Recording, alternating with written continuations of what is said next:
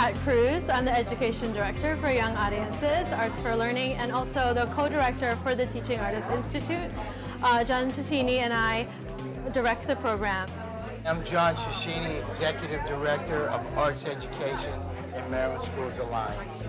TAI is essential to get teachers and teaching artists on the same page. A lot of times teachers know what they want to teach. A lot of times the artists know what art form they want to bring in. But in order to bring the two together, TAI is kind of the tool to get the teaching artist and the teacher together. It empowers teaching artists with skills that they need in order to come into the classroom, and it empowers teachers because they get to meet with the teaching artists and understand from their perspective their art form and how they can bring it. So it's a marriage of the two which works for the benefit of the children. What came up many, many times from the first and the second seminars that we provided for the Teaching Artists Institute was that they would like more and more about classroom management. What does classroom management mean? What kind of strategies are there for a teaching artist who's there for a very short time?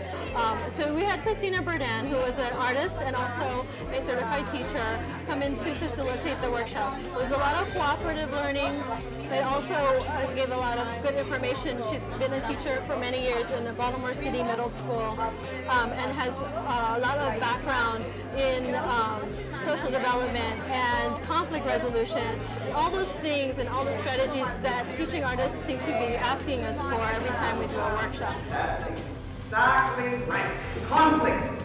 Rather than kicking kids out, it engages kids, solving problems with them rather than solving problems for them. My name is Diane Macklin. I am a storyteller and certified educator. I was with TAI this past year, 2008, 2007, 2008. I taught math, social studies, and English for 5 years, and I've been a performer for, some would say since I was a little girl. TAI was so great for me because when I first got out of the classroom, I was very teacher, and then I became very storyteller. And then I merged the two together. And TAI was my way of, just trying to take my work up to another level. We're going to be sitting in our circles for maybe 10 minutes. And there are 2 questions that the facilitator at each circle is going to pose. One for the artists and one for the teachers. And then after we do a short discussion, we're going to get up and try to move to a different circle to meet and hear new ideas from other people. We want to provide these opportunities for our teaching artists where not only are they getting information, networking, support from each other, but also connected with the education community. What is one art form that you learned this week that you'd like to integrate?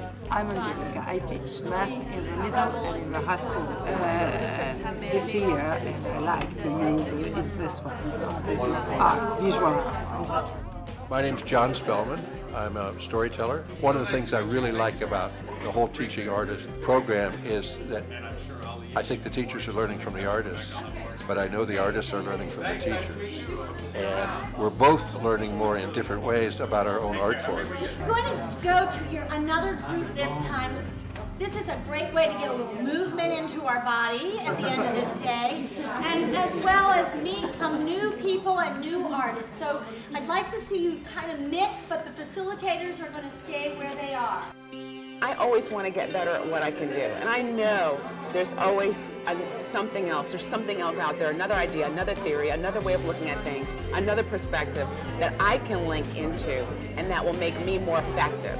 I have to support my teacher, I have to support the students, and I have to bring in what I can bring as an artist and as an educator.